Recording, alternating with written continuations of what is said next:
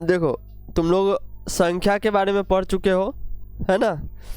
संख्या को दो भाग में बांटते हैं, वास्तविक संख्या और अवास्तविक संख्या। वास्तविक और काल्पनिक भी बोल सकते हैं, अवास्तविक को काल्पनिक भी बोलते हैं। जिसमें हम बताए थे कि जो अवास्तविक संख्या होता है उसको हम लोग अभी नहीं पढ़ते, वो 11th में पढ़ते हैं। तो अभी हम लोग वास्तविक संख्या को पढ़ेंगे। तुम लोगों का क्लास 9th में जो है सबसे पहला चैप्टर जो है वो है वास्तविक संख्या, ठीक है।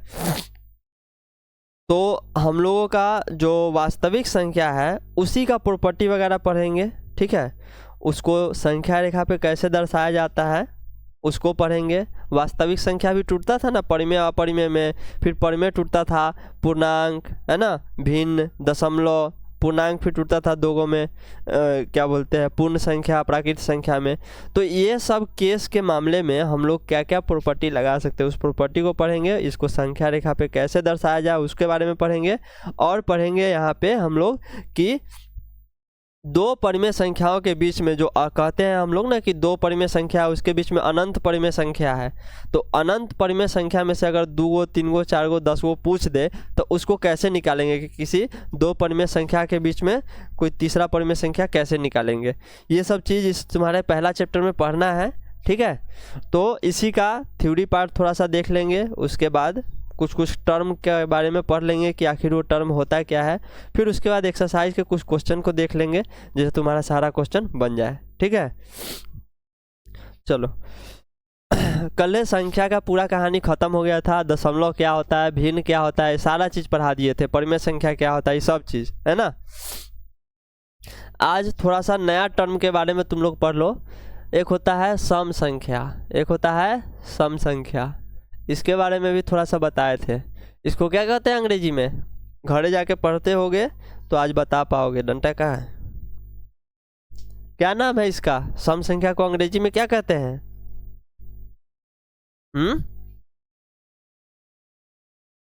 घरे जाके नहीं पढ़ाई होता है, सूझ जाते हैं बस। देखो इधर, सम संख्या को कहते हैं इवन नंबर। क्या बोलते हैं? Even numbers. सम संख्या को कहते हैं इवन नंबर्स। इसमें क्या होता है, वैसी संख्या आता है, वैसी संख्या जो 2 से विभाज्य हो, वैसी संख्या जो 2 से विभाज्य हो, है ना। पूर्णतः हो भी 2 से पूर्णतः विभाज्य हो, पूर्णतः विभाज्य हो, ठीक है। वैसी संख्या जो 2 से पूर्णतः विभाज्य हो उसको क्या कहेंगे, सम संख्या। तुम बताओ तो कहाँ से कहाँ तक होगा? 2, 4, 6, 8, 10 ये सब 2 से विभाजित है, ठीक है। तो ये सब क्या कहलाएगा, सम संख्या। वही बात करते हैं विषम संख्या का। तो विषम संख्या को क्या कहते हैं अंग्रेजी में? Odd number. क्या कहते हैं? Odd number. विषम संख्या को अंग्रेजी में क्या कहते हैं? Odd number. और इसमें वैसी संख्या आता है, वैसी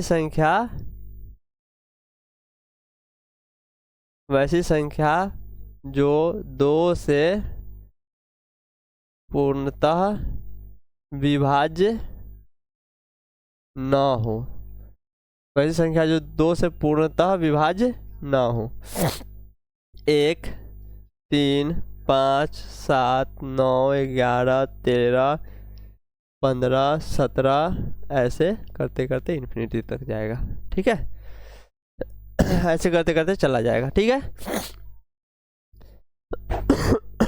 सबसे छोटी सम संख्या, सबसे छोटी विषम संख्या याद रहेगा। मेन यही होता है, इतना ही मेन चीज़ है ना, कि कौन कौन होगा सम संख्या में वो पहचानना, और कौन कौन होगा विषम संख्या में वो पहचानना, और सबसे पहली सम संख्या कौन होगा, सबसे पहली विषम संख्या कौन होगा वो जानना, ठीक है। अब सम संख्या विषम संख्या जानने के बाद हम लोग अब पढ़ेंगे भाज्य संख्या, अभाज्य संख्या और सह अभाज्य संख्या। भाज्य, अभाज्य एवं सह अभाज्य, ठीक है। भाज्य संख्या किसको कहते हैं, ये भी हम कल बताए थे। भाज्य, अभाज्य और सह अभाज्य किसको कहते हैं, prime, composite number, prime number और को प्राइम नंबर। पहले होता है भाज्य संख्या। बताओ तो भाज्य संख्या का दूसरा नाम एक और बताए थे, यौगिक संख्या। इसको अंग्रेजी में कहते हैं कंपोजिट नंबर। इसको अंग्रेजी में कहते हैं कंपोजिट नंबर। अब बताओ भाज्य संख्या, कंपोजिट नंबर, इसमें कैसी संख्या आता है, क्या होता था डिफिनीशन, वैसी संख्या जो एक एवं स्वयं के अलावा किसी तीसरी भी संख्या से पूर्णतः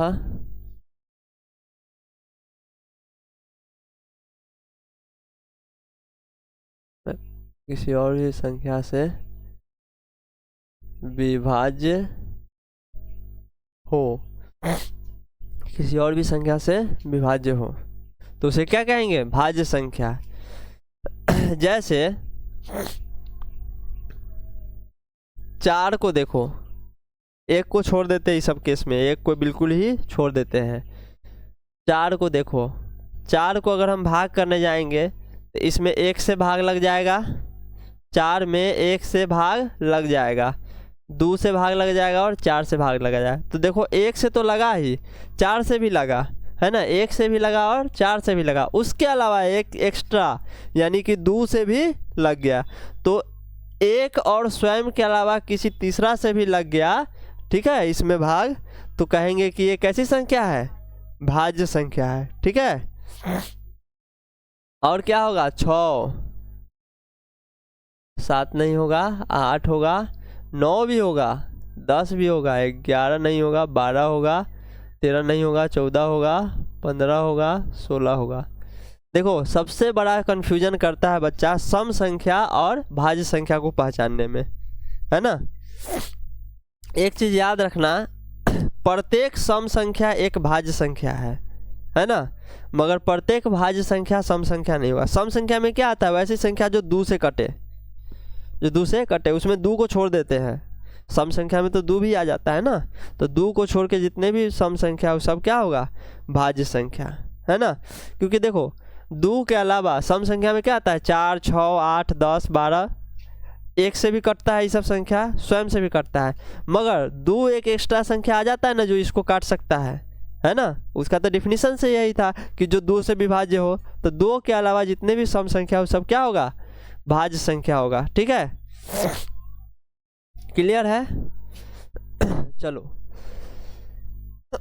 मगर प्रत्येक भाज्य संख्या जो है वो सम संख्या नहीं होगा। देखो 9 को भाज्य है क्योंकि इसमें 1 और 9 के अलावा 3 भी एक अलग से आकर के इसको काट देता है, तो इसीलिए ये भाज्य है, क्योंकि तीसरा कोई संख्या आके इसको काट दिया और वो है 3। ठीक है, मगर ये सम नहीं है। सम क्यों नहीं है, क्योंकि ये 2 से नहीं कटेगा। ठीक है, सम और भाज्य संख्या में अंतर समझ में आया, हाँ? अब चलते हैं अभाज्य संख्या पे। अब चलते हैं अभाज्य संख्या पे। अभाज्य या इसी को कहते हैं रूढ़ संख्या, इसी को कहते हैं रूढ़ संख्या। अंग्रेजी में इसको कहते हैं प्राइम नंबर्स। अंग्रेजी में इसको क्या कहते हैं, प्राइम नंबर्स। अंग्रेजी में कहते हैं प्राइम नंबर्स। ठीक है, अब इसका डिफिनीशन कैसे होगा, सेम होगा वैसे ही, बस वहाँ जो न लगा, किसी भी संख्या से कट जाए लगा हुआ था, यहाँ पे लिखेंगे जो किसी संख्या से न कटे। ठीक है, तो वैसी संख्या जो एक एवं स्वयं के अलावा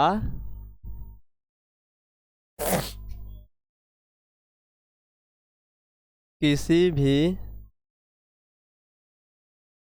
तीसरी संख्या से विभाज्य न हो, तीसरी संख्या से विभाज्य न हो, किसी भी तीसरी संख्या से विभाज्य न हो, तो ऐसी संख्या को क्या कहते हैं? अभाज्य या रूट संख्या। अभाज्य संख्या में क्या क्या आ जाएगा? एक को छोड़ के इस समय बात करते हैं हम लोग, ठीक है? तो क्या आ जाएगा? 2, 1 और 2 के अलावा किसी तीसरा से नहीं कटता है। 3, 1 और 3 के अलावा किसी तीसरा से नहीं कटता है। 5, 1 और 5 के अलावा किसी तीसरा से नहीं कटता है। 7, 11, 13, 17, 19, 23, 27 आ जाता है, 26, 27, 28, 29, इस तरीके से बढ़ते जाएगा। ये सब ऐसी संख्या है जो एक और स्वयं के अलावा किसी तीसरा से नहीं करता है, ठीक है? एक काम करना, बहुत हेल्प मिलेगा उससे कि पहला से लेकर के और कम से कम 30-40 को तक, है ना, 30-40 को यानी कि लगभग 150-200 तक के बीच में अभाज्य संख्या को याद कर लेना, है ना? बहुत हेल्प मिलेगा मैथमेटिक्स बनाने में, ठीक है? अब तुमसे पूछे सबसे छोटी, देखो भाज्य अभाज्य ये तो समझ में आ गया। अब तुमसे ऐसे पूछ सकता है सबसे छोटी भाज्य संख्या कौन है? तो 4। सबसे छोटी अभाज्य संख्या कौन है? तो 2, है ना? अब तीसरा आता है वो को प्राइम फैक्टर। क्या आता है? इसको कहते हैं सह अभाज्य संख्या। क्या आता है? सह अभाज्य संख्या। इसको कहते हैं को प्राइम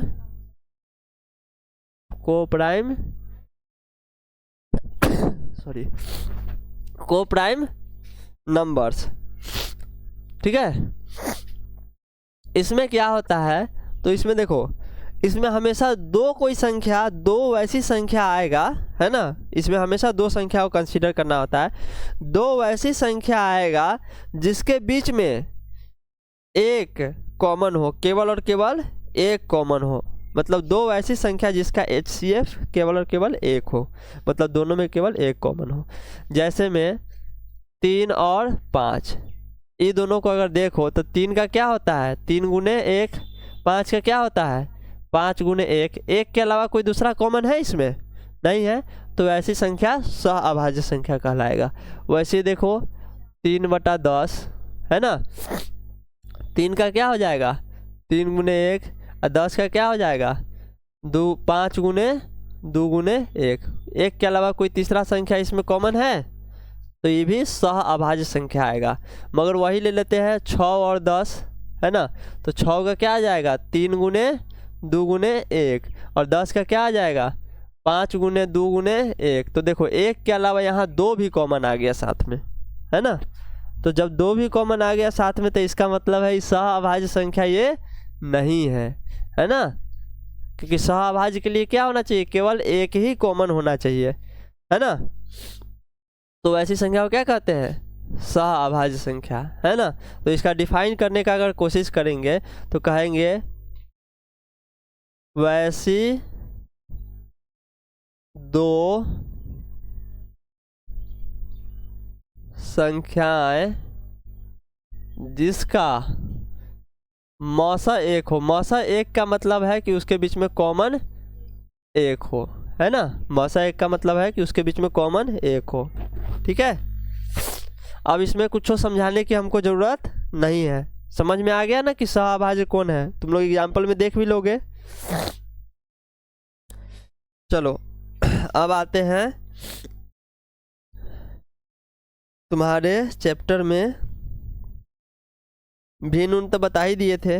एक चीज़ ध्यान रखना, हम तुमको भिन्न के मामले में क्या बताए थे वहाँ पे पिछले कक्षा में, कि भिन्न में क्या होता है कि जब कोई एक पूर्णांक को दूसरे पूर्णांक से भाग देते हैं तो भागफल को भिन्न कहते हैं। जैसे कोई एक पूर्णांक p है ना, उसको q से भाग देते हैं तो जो p/q आएगा, p एक पूर्णांक है, q एक पूर्णांक है, और इसको पूर्णांक को जो है भाग देने पर ये क्या आ जाता है?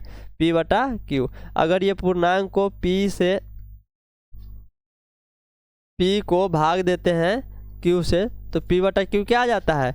इसका p को q से भाग देने पर जो भागफल आता है उसको क्या कहते हैं? भिन्न, ठीक है? ठीक है, भिन्न कहते हैं। मगर तुम्हारे जो बुक में हम देखे हैं एक जगह कि भिन्न को दर्शाया गया है कि यहाँ पे P और Q क्या होना चाहिए, पॉजिटिव होना चाहिए। P और Q हमेशा पॉजिटिव होना चाहिए। तो जो तुम्हारे किताब में दिया हुआ है उसके अनुसार अगर कोई भी बटा में संख्या अगर पॉजिटिव होगा तो वो भिन्न होगा, नहीं तो वो भिन्न नहीं होगा, ऐसा तुम्हारे किताब के अनुसार है। ठीक है, बट हम अभी सब जगह ऐसा नहीं देखे हैं, बट तुम्हारे किताब में इस तरीके से है और सवाल भी दिया हुआ है इस तरीके का कि कौन भिन्न होगा तो नहीं होगा। तो भिन्न के रूप में हो, निगेटिव हो तो उसको भिन्न मत बोलना। ठीक है, अगर भिन्न के रूप में हो, पॉजिटिव हो तभी उसको भिन्न बोलना। ठीक है, क्लियर है?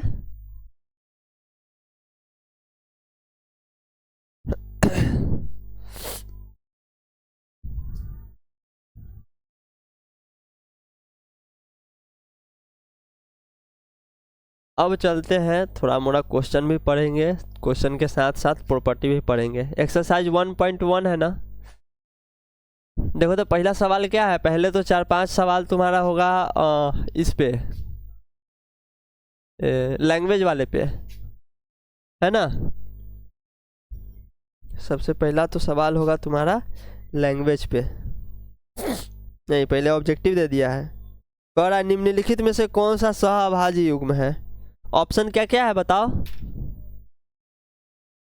2/3 थोड़ी है, 2,3 है, और 2,4, 2,6, 2,110। देखो तुमको बताना है इसमें सहअभाज्य कौन है। सहअभाज्य अभी बताए हैं।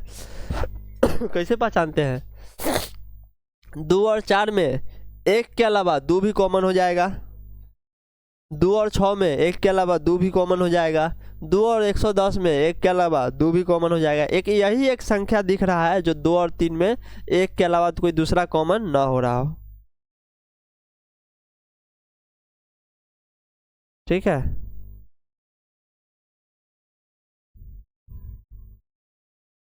समझ में आया? तो ये हो जाएगा तुम्हारा ऑप्शन। ठीक है, इसी प्रकार से बहुत सारा सवाल रहता है।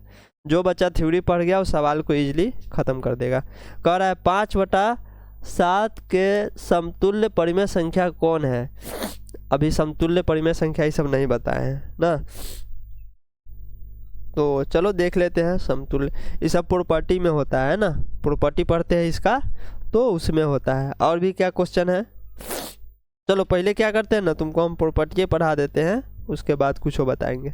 ठीक है, हाँ प्रॉपर्टी पहले पढ़ा देते हैं फिर कुछ और बताएंगे। ठीक है, देखो समतुल्य परिमेय संख्या पे तुम्हारा सवाल आया है।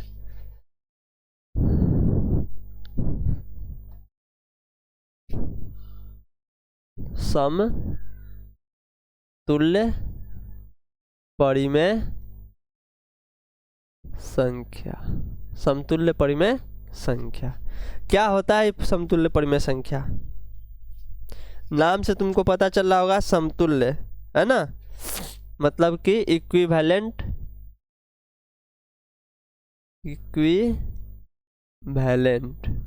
समतुल्य मतलब इक्विवेलेंट, परिमेय संख्या रेशनल नंबर। ठीक है, तो इक्विवेलेंट यानी समतुल्य परिमेय संख्या का मतलब है, जैसे मान लो कि एक संख्या है 1/2 है ना, और एक संख्या है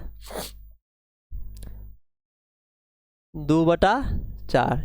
ये 2/4 जो संख्या है कैसे बना है, इसमें 2 से गुना करके ऊपर नीचे, वैसे ही 3/6 ये भी कैसे बना, इस संख्या में ऊपर 3 से गुना करके, है ना, और ये सब आपस में कट भी जाएगा।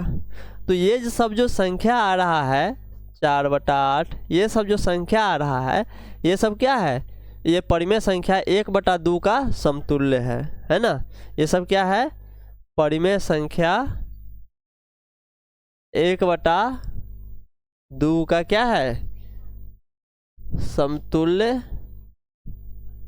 है। कौन कौन, 2/4, 3/6, 4/8 ऐसे जो है ये परिमेय संख्या 1/2 का क्या है, समतुल्य है। इसका मतलब है कि अगर तुमको कहेगा कि 1/5 का किन्हीं 5 समतुल्य को लिखे, ठीक है, तो तुम सीधे कह देना समतुल्य उसके अंश और हर में पहले 2 से चालू करना, ठीक है, 2 से गुना, 3 से 2 से गुना, क्या हो जाएगा 2/10। एगो ये आ गया 1/5 में 1 बार 3 से गुना कितना आ जाएगा 3/5 तिहाई 15। तो ये सब जितना भी आएगा ये सब क्या कहलाएगा, किसका, परिमेय संख्या का। उसमें परिमेय संख्या या फिर वास्तविक संख्या का कह सकते हैं समतुल्य, है ना। परिमेय संख्या, प्रत्येक परिमेय संख्या वास्तविक संख्या है ना, तो इसलिए इसको क्या कहते हैं, परिमेय संख्या का समतुल्य। क्लियर है?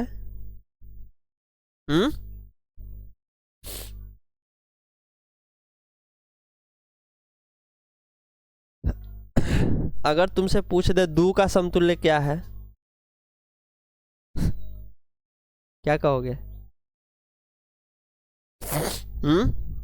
4 है, बताओ।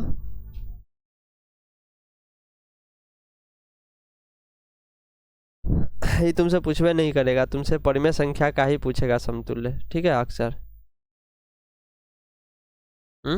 कैसे 4 तो बढ़ जाएगा ना। इसका समतुल्य क्या हो सकता है हम बताते हैं। जैसे इसको लिख लेंगे 2/1 है तो परिमेय संख्या ही है ना। अगर 2 लिखा हुआ है तो इसको परिमेय संख्या के रूप में लिख सकते हैं, और जैसे ही परिमेय संख्या के रूप में लिखे ऊपर 2 से गुना नीचे 2 से गुना, तो 4/2। तो यानी 2 का एक समतुल्य क्या आ गया, 2 का समतुल्य संख्या क्या आ गया 4/2। वैसे ही 3 का अगर पूछेगा और भी आएगा, है कि नहीं, यहाँ 3 से गुना करेंगे तो और भी आ जाएगा। किसी पूर्णांक का आप समतुल्य निकाल सकते हो। समतुल्य के मतलब होता है कि उसको तुलना करने पे, यानी कि काट खूट जोड़ घटाव करने पे हमारा मेन जो संख्या है वो आ जाए, ठीक है। उसके लिए क्या करते हैं, उसके अंश और हर में अलग अलग संख्या से गुना कर देते हैं, ठीक है, उसका समतुल्य निकालने के लिए। तो अब तुम्हारा जो सवाल है वो निकल जाएगा। क्या सवाल था, किसका समतुल्य पूछ रहा है, 5/7 का कह रहा है तुम्हारा क्वेश्चन कि 5/7 का क्या करे समतुल्य बताइए। ऑप्शन क्या क्या है, 15/17, 25/27, 10/14, 10/27, यही ना है। सोचो 15/17, 7 के पहाड़ा में कभी 17 आता है, तो जाहिर सी बात है किसी भी संख्या से गुना करेंगे तो कम से कम 7 से तो कटना चाहिए, तो ये तो होगा नहीं, ठीक है। अब देखो ये 27 है, 7 के पहाड़ा में 27 आता है, नहीं आता है, ये भी गया। 14 आता है, तो हाँ आता है। 5 के पहाड़ा में 10 आता है, तो हाँ। तो यानी कि इसमें अगर 2 से गुना किया जाए तो ये क्या आ जाएगा 10/14, तो यानी कि ये तुम्हारा आंसर हो जाएगा, ठीक है, कोई दिक्कत। तो तुमको इस तरह का सवाल आएगा ना तो ऑप्शन से पकड़ना होगा, ठीक है। आगे बोलो, आगे कौन सा सवाल है। पूर्ण संख्या का उदाहरण है। अब पूर्ण संख्या तुमको हम बताए हुए थे, पूर्ण संख्या को क्या कहते हैं, अऋणात्मक पूर्णांक। क्या क्या ऑप्शन है बताओ, 1/2, 0, 11/5, -7, है ना। तुमसे पूछ रहा है क्या चीज़, पूर्ण संख्या। तो याद करो हम तुमको जब संख्या पढ़ा रहे थे तो पूर्ण संख्या के बारे में बताए थे कि पूर्ण संख्या को कहते हैं अऋणात्मक पूर्णांक, और पूर्णांक पढ़ा रहे थे तो बोले थे वैसी संख्या जिसके बटा में केवल 1 पॉसिबल हो। तो ये तो हमारा छटा गया पहला ही 2, है ना। अब देखो पूर्ण संख्या में एक 0 है, एक -7 है। पूर्ण संख्या को क्या कहते हैं, अऋणात्मक पूर्णांक, मतलब पूर्ण संख्या में ऋणात्मक मान कहियो नहीं आता है पूर्णांक का, तो बचा कौन 0, तो तुम्हारा आंसर होगा 0, ठीक है। और बताओ,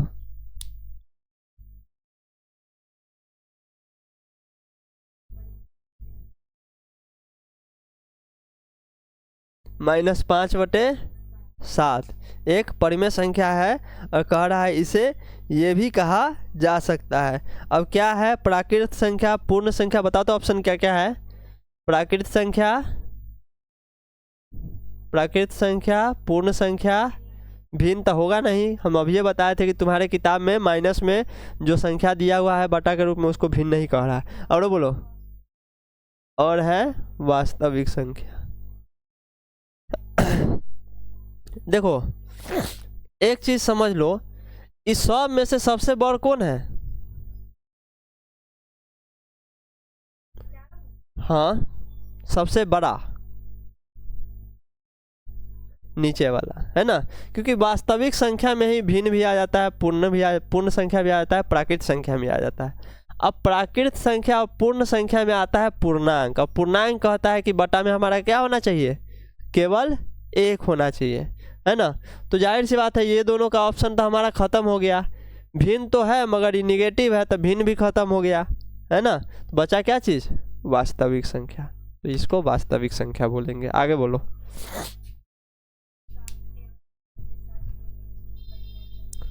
हाँ, ये बहुत अच्छा क्वेश्चन है। अब इसमें क्या है, तुम्हारे बुक में मेथड दिया हुआ है कि किसी भी संख्या के बीच में परिमेय संख्या कैसे निकाले, ठीक है।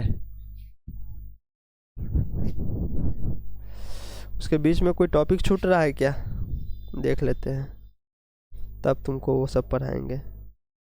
परिमेय संख्या का मानक रूप पढ़ाए थे? हाँ, देखो एक होता है परिमेय संख्या का मानक रूप, मानक रूप यानी कि स्टैंडर्ड फॉर्म बोलते हैं, स्टैंडर्ड फॉर्म। ध्यान से समझना, परिमेय संख्या का मानक रूप, किसी भी संख्या का मानक रूप होता है उसका स्टैंडर्ड फॉर्म, मतलब कि वो संख्या उसी तरह से लिखा जा सकता है। जैसे परिमेय संख्या के मामले में क्या बोले थे कि वो P/Q के रूप में लिखा जा सके, तो इसका मतलब है वो कुछ भी कर ले उस P/Q के रूप में होना चाहिए। अब यहाँ पे मानक रूप कहने का मतलब है P/Q के रूप में तो होना चाहिए, जहाँ पे क्या नहीं होना चाहिए, Q का मान 0 नहीं होना चाहिए। और P एवं Q के बारे में बोले थे कि ये क्या होना चाहिए, पूर्णांक होना चाहिए, है ना। तब इसको क्या कहते हैं, परिमेय संख्या। मगर अब भी इसको परिमेय संख्या में मानक रूप तब कहेंगे मगर यह मानक रूप में तब कहा जाएगा जब P एवं Q का मस केवल 1 हो, यानी कि P एवं Q में 1 के अलावा कोई दूसरा उभयनिष्ठ गुणनखंड नहीं हो, है ना। जैसे एग्जाम्पल समझो तुम, यहाँ हो जाएगा तुम्हारा 2/5। अगर इसको गुणनखंड करने जाएंगे तो 2 गुने 1 हो जाएगा और 5 गुने 1, 1 के अलावा कोई उभयनिष्ठ है नहीं ना, है। तो ये संख्या जो है वो परिमेय संख्या का मानक रूप में बोला जाएगा। मगर यही का अगर समझ लो कि तुम्हारा रहता 6/10, ठीक है। तो इसको जब हम गुना करेंगे तो 2 गुने 3 गुने 2 गुने 1 आ जाएगा ऊपर का, और ये हो जाएगा 5 गुने 2 गुने 1। तो यानी कि इसमें 1 के अलावा 2 भी कॉमन हो गया। और यहाँ क्या कहता है डिफिनीशन कि केवल 1 कॉमन होना चाहिए। तो इसका मतलब है ये जो है ये परिमेय संख्या मानक रूप में नहीं है। तो मानक रूप में कैसे आएगा, तो काट के आएगा। इसको जैसे ही काट देंगे तो बन जाएगा 2 तिहाई 6 2 5 10। अब आ गया इस परिमेय संख्या का मानक रूप, ठीक है। मानक रूप के में लाने के लिए संख्या को काट खूट देते हैं तो आ जाता है मानक रूप में। और कोई संख्या मानक रूप में है उसको अगर अलग रूप में बदलना है, जैसे मानक रूप से उसको क्या करना है कि क्या पढ़ाए थे इससे पहले का टॉपिक, उभयनिष्ठ, तरीके दिमाग से उतर गया, समतुल्य, ठीक है। तो अगर ये परिमेय संख्या क्या है, मानक रूप है, तो मानक रूप से इधर की ओर लाएंगे गुना करके, तो ये क्या हो जाएगा, समतुल्य, है ना, समतुल्य। और इधर से इधर की ओर किए तो क्या किए, मानक रूप में बदले, है ना, मानक रूप में बदल लिए। क्लियर है। तो परिमेय संख्या का मानक रूप अब समझ में आ गया होगा। तुम लोग बताओ तो 5/7 ये मानक रूप में है कि नहीं? हाँ बोलो ना।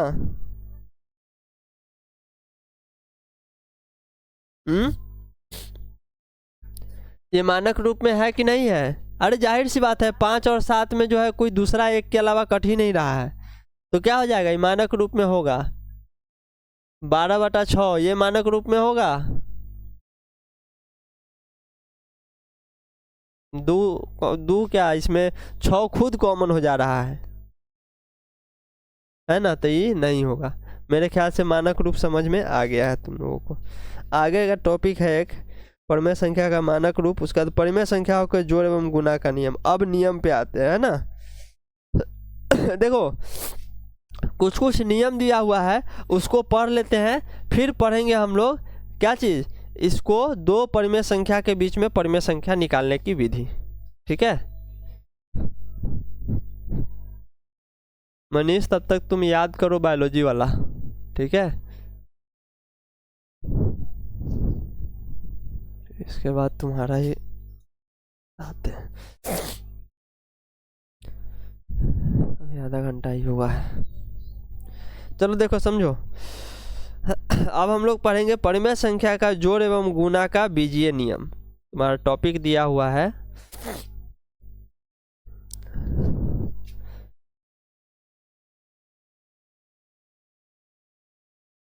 परिमेय संख्या के जोड़ एवं गुना का, परिमेय संख्या के जोड़ एवं गुना का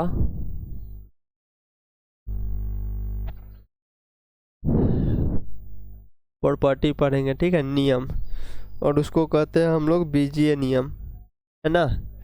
कौन सा नियम? बीजीय नियम पढ़ेंगे, है ना, बीजीय नियम। ठीक है, परिमेय संख्या का जोड़ एवं गुना का बीजीय नियम। अब वो में क्या क्या आता है, नियम क्या क्या आता है, तो सबसे पहले हम लोग देखेंगे क्या चीज़, संवरक प्रॉपर्टी। संवृत या संवरक बोलते हैं, क्या बोलते हैं? संवरक ही बोलते हैं, है ना। संवृत भी बोलते हैं और संवरक भी बोलते हैं। पहला है संवरक प्रॉपर्टी, यानी कि क्लोजर प्रॉपर्टी। ठीक है, पहला है संवरक प्रॉपर्टी यानी क्लोजर। अंकित नहीं है? अंकित ओ चाचा, अंकित ना है? अंकित देता हूँ तबले कर देती रहो। देखो समझो, यहाँ संवरक प्रॉपर्टी क्या होता है, अभी हम जस्ट 8वां वाले को समझाए थे, है ना। देखो संवरक प्रॉपर्टी क्या होता है, तुमको शॉर्ट में समझा देते हैं। संवरक प्रॉपर्टी कहता है कि अभी चूंकि हम किस में, जोड़ और गुना में सीखेंगे, ठीक है, मगर होता ये जोड़ घटाव गुना भाग चारों में है ना।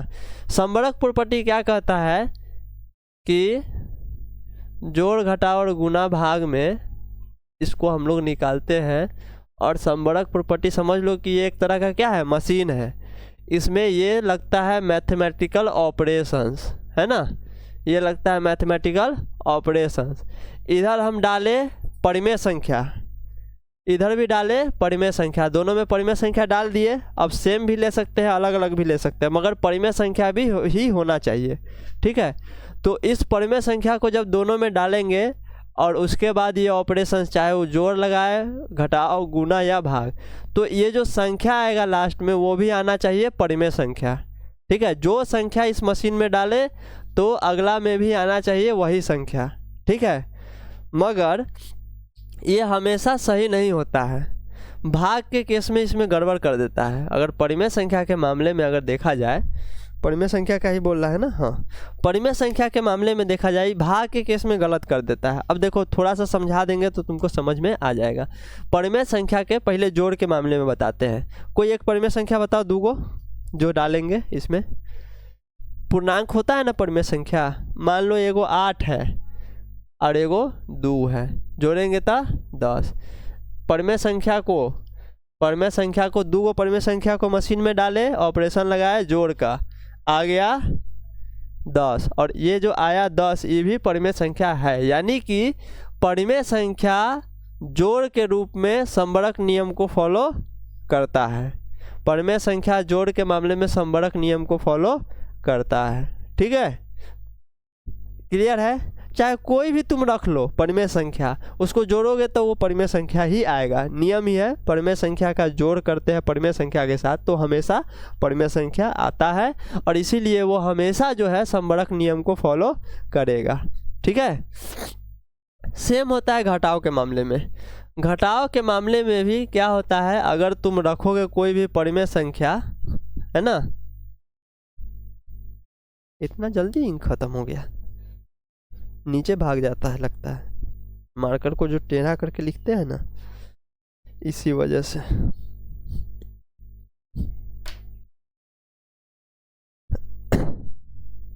देखो समझो, कह रहा है, मान लेते हैं यहाँ रख देते हैं हम 10, है ना, और यहाँ 2, क्या आ जाएगा 12। घटाव के मामले में भी रख देते हैं, अगर मान लो 2 रख दिए, घटाव 5 रख दिए, क्या आ जाएगा -3। तो जब परिमेय संख्या को परिमेय संख्या रख करके और उसके बीच ऑपरेशन लगाए माइनस का, तो भी क्या आ गया, परिमेय संख्या ही आ गया।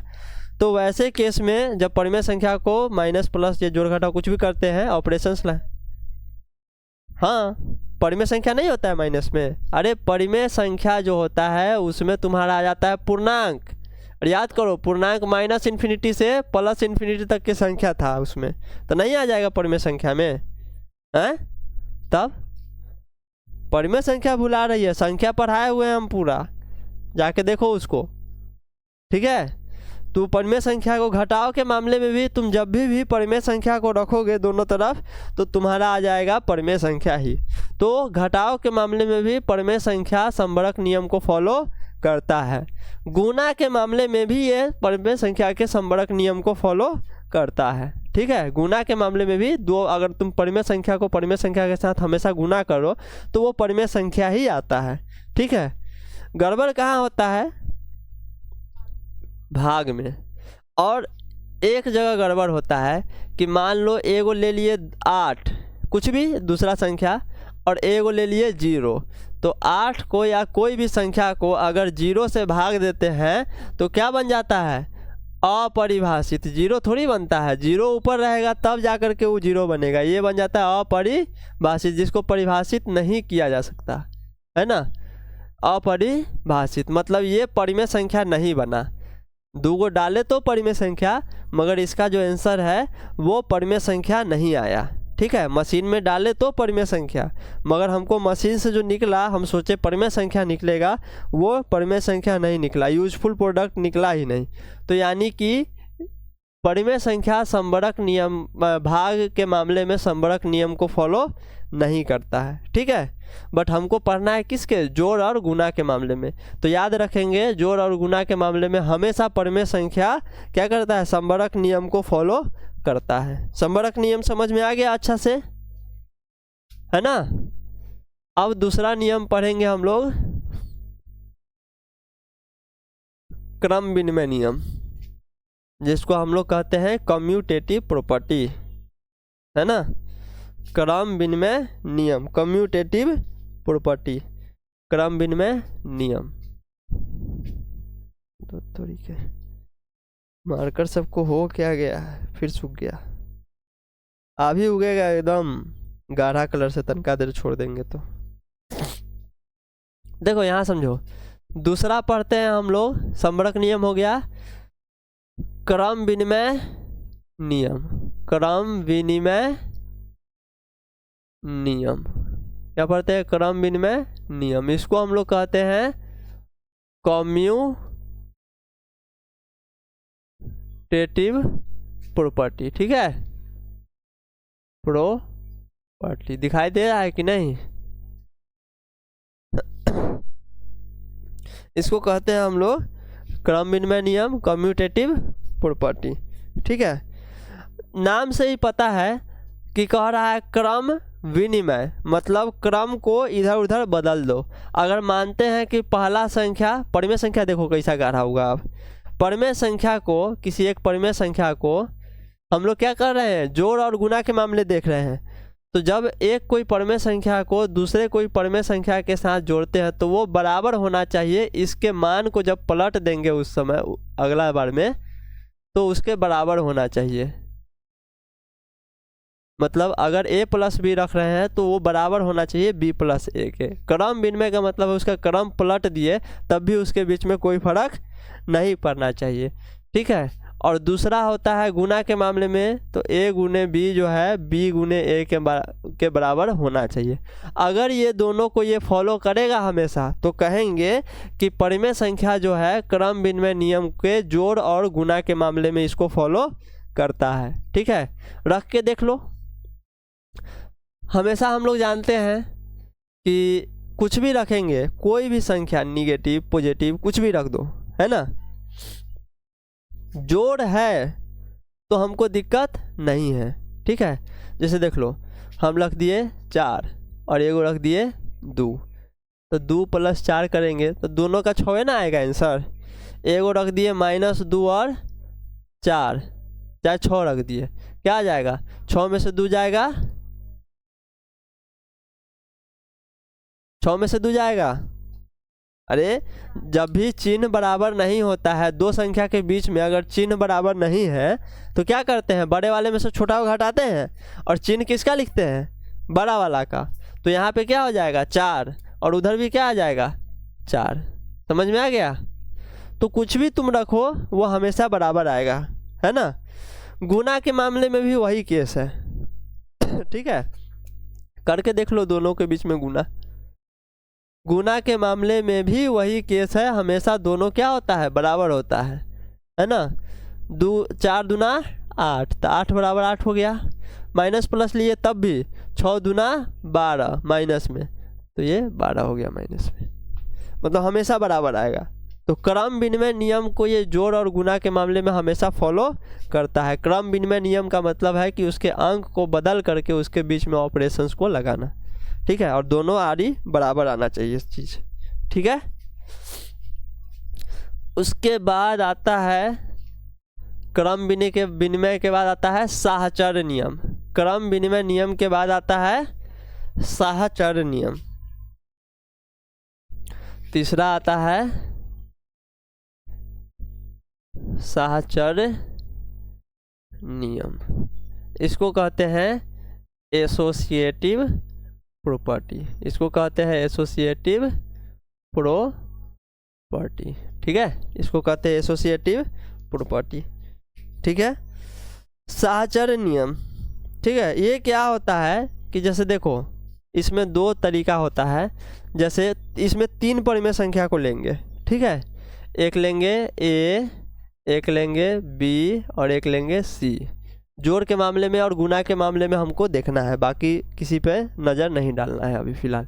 तो ये कहता है कि जब a को b + c के साथ जोड़ते हैं तो वो हमेशा बराबर आना चाहिए किसके, a + b के जोड़ का जब c के साथ जोड़ेंगे तो उसके बराबर आना चाहिए, ठीक है। कि a का जोड़ अगर b + c के साथ कर रहे हैं तो वो हमेशा बराबर आना चाहिए। a जोड़ b का जोड़ जब c के साथ करेंगे तो उसके बराबर आना चाहिए, ठीक है। गुना के मामले में भी वही केस होता है।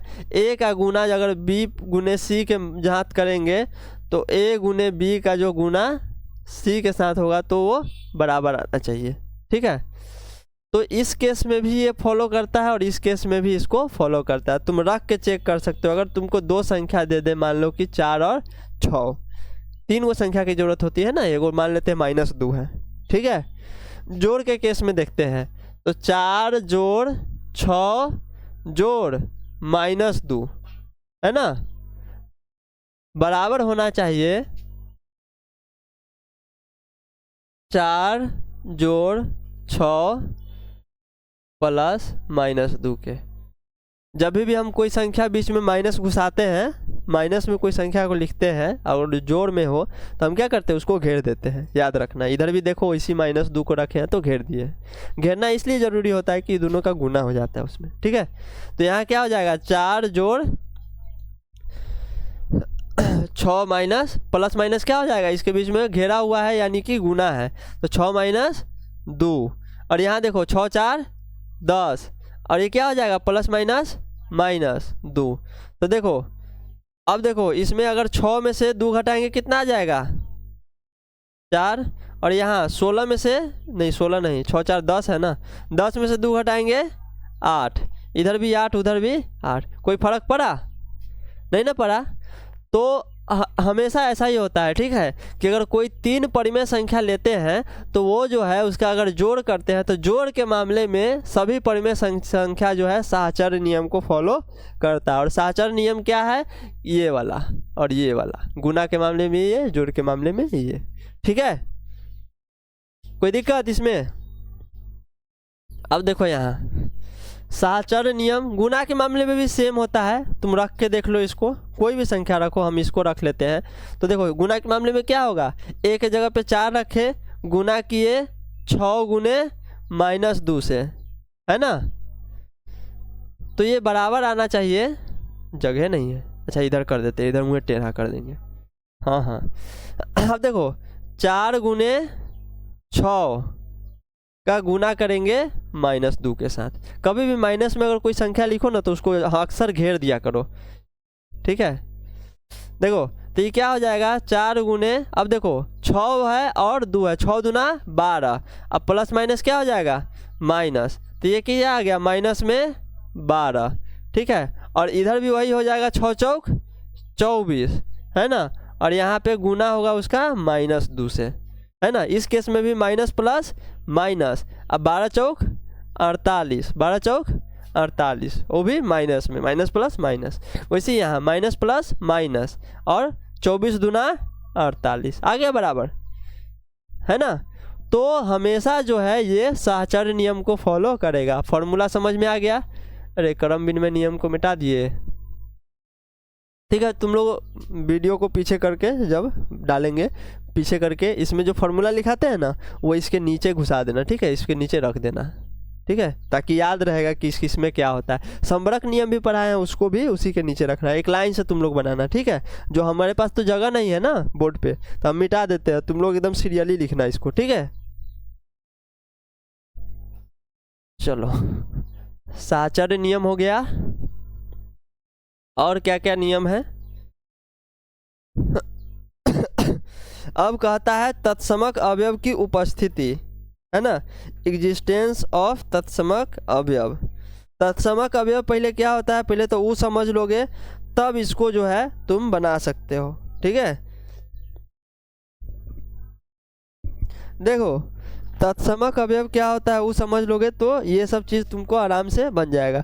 तत्समक अवयव के मामले में कहा जाता है कि ये जो है अगर जोड़ के मामले में देखा जाए तो जब 2 पूर्णांक कह रहे हैं परिमेय संख्या को, 2 नहीं 1 में भी काम चल जाता है, ऐसी संख्या से जोड़ो कि उसमें परिवर्तन ना आए, है ना। हमेशा याद रखना तत्समक अवयव, ठीक है। तत्समक अवयव में हमेशा याद रखना जोड़ के केस में तत्समक अवयव क्या होता है, जोड़ के मामले में तत्समक अवयव 0 होता है, गुना के मामले में तत्समक अवयव 1 होता है। क्यों, क्योंकि देखो कोई भी संख्या में अगर 0 जोड़ेंगे तो कोई फर्क पड़ेगा नहीं, ठीक है, तो इसीलिए उसको तत्समक अवयव कहते हैं जोड़ का, क्योंकि उसके बीच में कुछ भी फर्क नहीं पड़ता। वैसे गुना के मामले में कोई भी संख्या का गुना कर दो, 10 कुछ कर दो कोई भी 1 से, तो हमेशा वही संख्या रह जाएगा, यानी कि इसमें 1 से गुना करने में कोई भी संख्या में 1 से गुना करने से कोई फर्क पड़ता है नहीं। तो वैसी संख्या से गुना करना जिससे उस संख्या में कोई फर्क ना पड़े, उस संख्या को क्या कहते हैं, तत्समक अवयव कहते हैं, है ना। तो इस केस में देखो अगर a कोई संख्या है उसमें अगर जोड़ देते हैं 0 को, है ना, तो हमेशा क्या आता है a, या फिर 0 को जोड़ दो a में तब भी क्या आता है हमेशा a। तो इस प्रॉपर्टी को ये फॉलो करता है, जोड़ के मामले में तत्समक प्रॉपर्टी को फॉलो करता है। कौन हमेशा फॉलो करेगा, कौन नहीं, परिमेय संख्या। परिमेय संख्या जो है हमेशा इस तत्समक प्रॉपर्टी को फॉलो करेगा जोड़ के मामले में, ठीक है। गुना के मामले में 1 से होना चाहिए, ए का गुना अगर एक के साथ करे तो ए ही रह जाएगा, या फिर एक का गुना ए के साथ करे तब भी वो ए ही रह जाएगा। समझ गए? तो इसका मतलब है कि इस केस में, जोड़ और गुना के केस में, ये जो हमारा परिमेय संख्या है वो इसको फॉलो करता है। कुछ भी रख के देख लो, 10 रख के देखोगे एक का गुना तो 10 रह जाएगा, -10 रखो -10, और ये सब संख्या आता है वो क्या रहता है? परिमेय संख्या ही रहता है। क्लियर है? क्लियर है ना जी? तत्समक अवयव हो गया है ना। अब आगे और क्या देखना है? तो ये बोलता है कि तत्समक अवयव की उपस्थिति, मतलब 0 और 1 होगा तब क्या होगा। उसके बाद आता है प्रतिलोम अवयव की उपस्थिति। अब देखो प्रतिलोम अवयव क्या होता है, जैसे 8वां क्लास में पढ़ना था, तुम लोग पता नहीं पढ़े हो कि नहीं, चौथा 5वां प्रतिलोम अवयव की उपस्थिति, है ना। प्रतिलोम अवयव की उपस्थिति। अब देखो प्रतिलोम अवयव क्या होता है?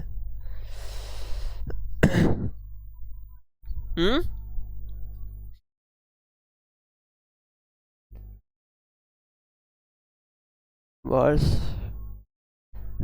इसको कहते हैं आइडेंटिटी, आइडेंटिटी एलिमेंट्स की उपस्थिति।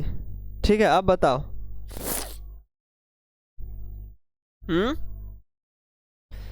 प्रतिलोम अवयव जानते हो क्या होता है? आइडेंटिटी एलिमेंट्स लिख दो, याद रहेगा ना आइडेंटिटी एलिमेंट्स के बारे मामले में, कि जोड़ के मामले में आइडेंटिटी एलिमेंट्स क्या होता है? तत्समक अवयव क्या होता है? 0। और गुणा के मामले में आइडेंटिटी एलिमेंट्स क्या, तत्समक अवयव क्या होता है? 1। अब आता है प्रतिलोम अवयव, इनवर्स एलिमेंट्स। इनवर्स एलिमेंट्स क्या होता है समझो। जोड़ के मामले में प्रतिलोम अवयव क्या कहता है कि जैसे मान लो 5 है तो इसका प्रतिलोम अवयव क्या होगा? तो वैसी संख्या होगा जिसको इस संख्या में से घटाने पे क्या आ जाए? 0 आ जाए। तो बताओ, सॉरी, जोड़ने पे 0 आ जाए। कोई ऐसी संख्या लो जिसमें, जैसे मान लो कि a कोई संख्या है, उसके साथ कोई ऐसी संख्या जोड़ दो, है ना, कि वो 0 आ जाए। तो जो संख्या यहाँ पे हम लोग जोड़ेंगे ना, उसी को क्या कहते हैं? प्रतिलोम अवयव, है ना। तो क्या जोड़ सकते हैं? -a प्लस माइनस माइनस कर देगा, 0 आ जाएगा। क्लियर है? जोड़ के मामले में समझ में आया है ना? समझ में आया ना? तो प्रतिलोम अवयव की उपस्थिति, ठीक है। तो यानी कि a कोई संख्या है, उसके साथ -a को ले लेते हैं तो क्या बना देता है? वैसी संख्या जो माइनस में हो, किसी संख्या का उसी संख्या में माइनस में हो तो उसका मान क्या आ जाता है? 0। तो ये हमेशा फॉलो होता है। अगर 4 रखो, मान लो कि -4 रखो, तो उसका हमेशा जो है प्रतिलोम अवयव -4 होगा। 10 रखो, हमेशा प्रतिलोम अवयव -10 पॉसिबल है। तो जब इस तरीके का पॉसिबल है, यानी कि ये जो है प्रतिलोम अवयव को जोड़ के रूप में फॉलो कर रहा है। ठीक है, जोड़ के रूप में हो गया। अब गुना के रूप में देखेंगे, है ना।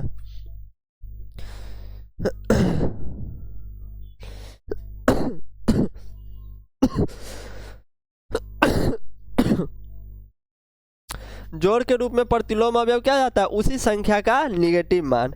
गुना के रूप में हो जाता है उसी संख्या का व्युत्क्रम के साथ उसका गुना। जैसे a कोई संख्या है ना, लाना कितना है? 1। क्या होगा? 1/a से उसका गुना, 1/a से उसका गुना। ठीक है, जिस संख्या का हमको प्रतिलोम अवयव निकालना है ना, उस संख्या का गुना कर देंगे किसके? उसके व्युत्क्रम के साथ। तो ये जो है, अगर इसमें पूछा जाए तुमसे प्रतिलोम अवयव के बारे में, तो तुम लोग कैसे कहोगे? तुम लोग कहोगे a का प्रतिलोम अवयव, a का प्रतिलोम अवयव -a होगा। ठीक है, किसके मामले में?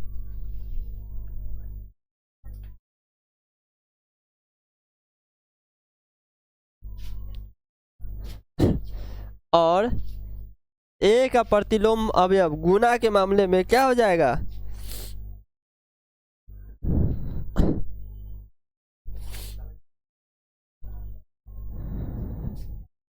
सॉरी, ऐसे हम लोग कह सकते हैं एक तरह से कि जैसे माइनस ए है ना, वो किसका?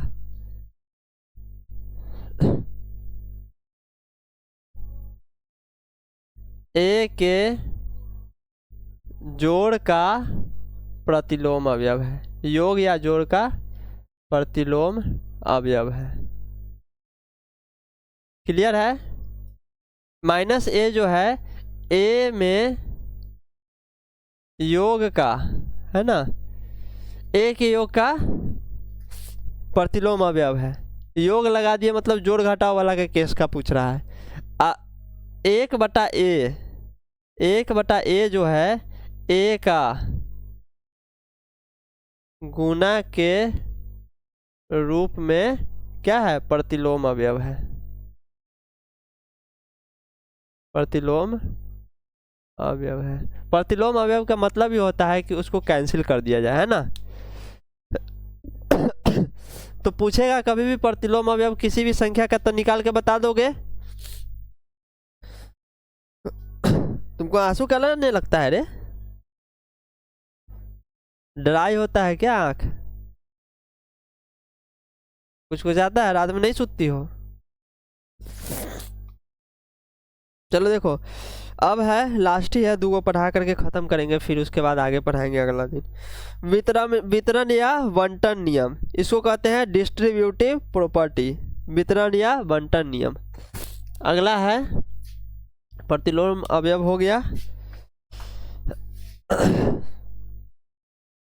सर्दी जुकाम हो गया है ना, बोलना भी मुश्किल हो रहा है। पचमा क्या है? पचमा है तुम्हारा क्या चीज? वितरण या बंटन नियम। वितरण या बंटन नियम। वितरण या बंटन नियम। वितरण या